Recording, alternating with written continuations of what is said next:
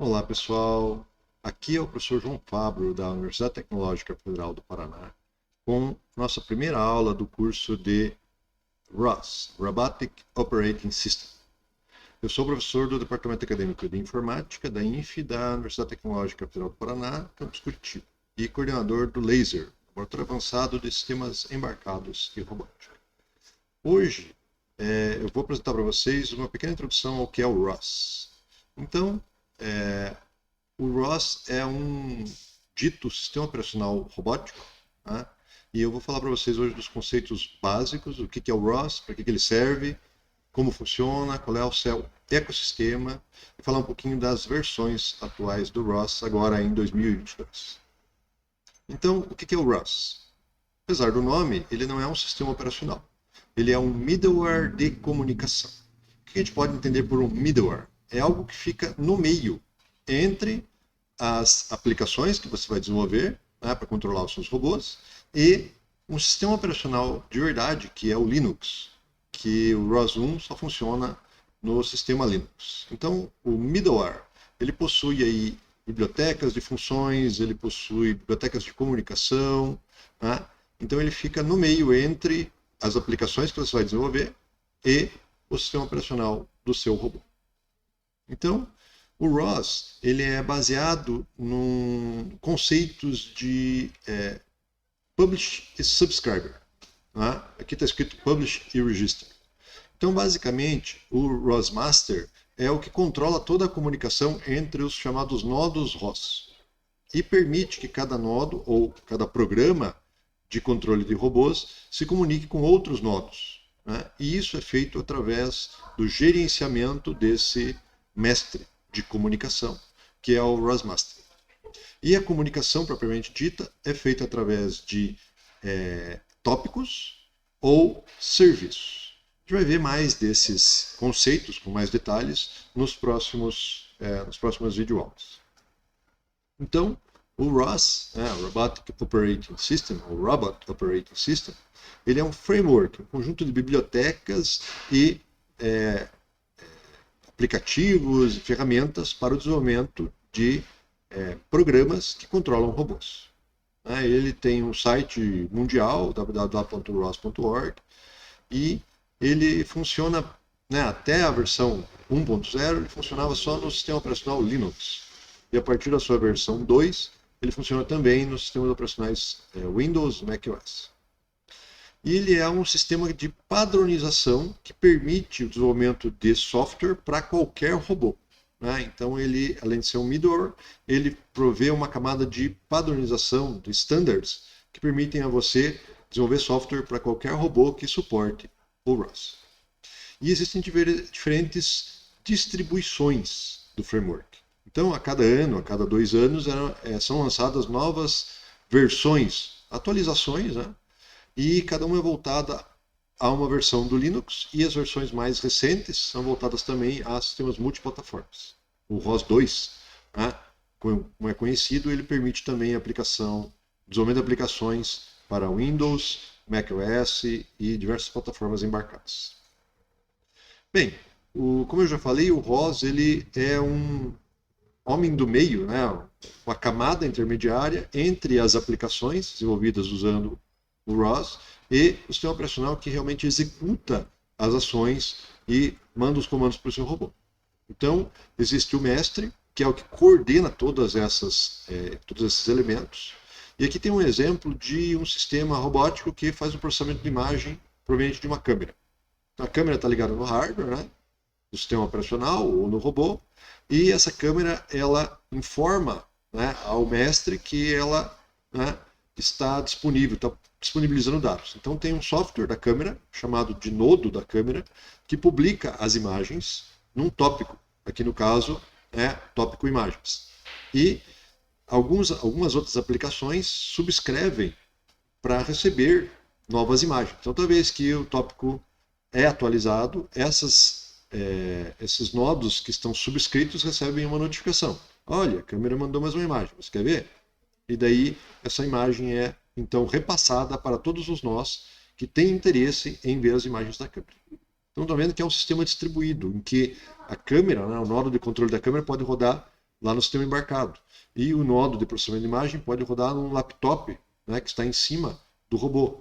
E essa comunicação é gerenciada e controlada pelo mestre do ROS, pelo ROS Master. O ROS foi desenvolvido basicamente para fornecer uma camada de abstração que padronizasse mensagens e padronizasse comunicação para qualquer tipo de robô.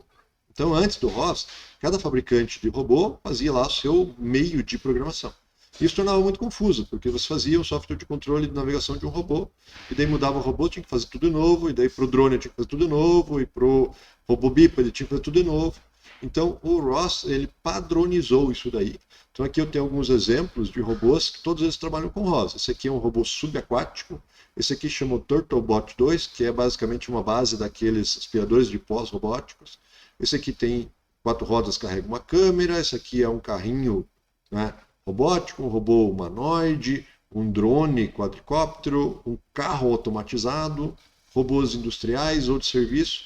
Todos são exemplos de robôs que suportam o ROS e, portanto, se eu mandar um desses robôs andar para frente, né, por tal distância, tal velocidade, a mensagem do ROS é sempre a mesma, independente de quem seja o robô. Então é uma camada de padronização. Tudo isso é controlado, pelo menos no ROS 1, pelo mestre, ou master do ROS, que é um aplicativo que chama ROS Core, né, o núcleo do ROS. Então você tem que executar isso daí no seu computador, ou nos seus computadores, nos seus sistemas que vão se comunicar pelo ROS e dar suporte ao ROS. Né? O ROS 2 ele tem uma novidade, que ele tem um mestre descentralizado. Né? Então não existe mais o comando ROS Core no ROS 2. Vou falar sobre o ROS 2 mais para frente. Então, só para dar uma palhinha, né? O ROS 1 tem lá o aplicativo mestre, né, que você precisa executar oficialmente, né, abrir um terminal do Linux e executar esse aplicativo, para que as suas outras aplicações possam se comunicar através desse mestre que coordena todo o middleware. No ROS 2, a comunicação ela é feita de forma distribuída. Então existe um Data Distribution Service, que permite que todos os nodos se comuniquem entre si, independente de qual máquina eles estejam. Eles só precisam estar na mesma rede, né? E por isso daí ele permite funcionamento em mais arquiteturas como o Windows, macOS e sistemas operacionais de tempo real. Então, o ROS 1 e o ROS 2 têm algumas diferenças. Na maioria das coisas funciona igual, mas as principais diferenças são: o ROS 2 não tem um ponto central de falha, né, que é o ROS Master. Né? Então, se um dos computadores da rede pifar, os outros continuam funcionando. Né? Então, no ROS 1, se o computador que está rodando o Master pifar, tudo para de funcionar. O ROS 2 é multiplataforma, né? Foi feito para suportar não só o Linux, mas também o Windows, Mac e outras plataformas. O ROS 2 também foi feito para ser multi-arquitetura, então para rodar em sistemas embarcados, ARM, ARM32, e assim por diante. E também tem a expectativa de que seja possível desenvolver aplicações de tempo real com o ROS 2 de uma forma mais simplificada. Então, para que serve o ROS? Basicamente, padronizar o desenvolvimento de aplicações para a robótica que permitam distribuição, né, processamento em múltiplos processadores. Né? Então, é comum em robôs você ter lá um processador chamado Arduino, que faz uma parte lá do processamento, ou controle dos motores, ou leitura de algum sensor. Você ter um notebook ou um computador embarcado. Você ter computadores de uso específico, como o NVIDIA Jetson, para processamento de imagens. Então, ligando tudo isso daí numa rede de computadores, o ROS 2, o ROS 1 e o ROS 2 permitem que todos os computadores se comuniquem de forma transparente. E, principalmente, qual é o objetivo disso? Você desenvolver um aplicativo para robôs e executar em todos os robôs que têm suporte a esse sistema ROS. E tudo isso gerou uma comunidade de software livre, né, que tem grande suporte e provê facilidades para o desenvolvedor de software.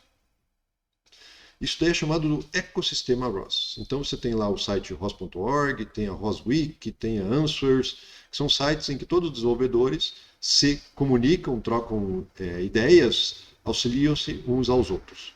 Né? Eu esqueci de falar, mas o ROS é uma iniciativa de software livre. Então qualquer um pode ter acesso ao código-fonte, pode alterar, mexer no que quiser. Né? Então, só falar um pouquinho aqui sobre o ecossistema. Então tem o ROS.org, né? Aqui é a página principal do ROS 1, né? Que, né, antes de existir o ROS 2, tudo era ROS. E o ROS 1, então, tem suporte aí uma série de funcionalidades, bibliotecas e aplicações. Aqui o ROS.org, né, o site de base para você começar a instalar, a entender, a operar, né, programar com o ROS. Tem uma tradução para o português, né? Então, uma tradução meio automática, mas tem traduções aqui para alemão, francês, italiano. Então, você pode, na sua língua nativa, ter acesso a essa comunidade e a esse suporte dado pelo ecossistema. Tem o ROS Answers, que tem lá perguntas, respostas, a comunidade extremamente ativa, que pode auxiliar muito quem está começando, né? E, mais recentemente, aí, alguns anos para cá, a gente tem aí o ROS 2, né? Que está substituindo, a partir agora de 2022, foi congelado o desenvolvimento do ROS 1 e todo o desenvolvimento agora vai ser direcionado ao ROS 2. Né? Bem, no nosso próximo encontro, a próxima videoaula, eu vou falar com um pouquinho mais de cuidado sobre as distribuições do ROS, os nomes, né, as diversas versões, e em seguida voltar a esses conceitos básicos com mais detalhes, com mais calma, para todo mundo poder entender. Para você usar o ROS, você precisa instalar ele no seu computador. Então eu vou passar também sobre um vídeo sobre tutoriais de instalação. Você pode usar o ROS nativo no seu computador, ou pode usar também em máquina virtual. Vou falar sobre isso aí na sequência. Obrigado por enquanto, até a próxima.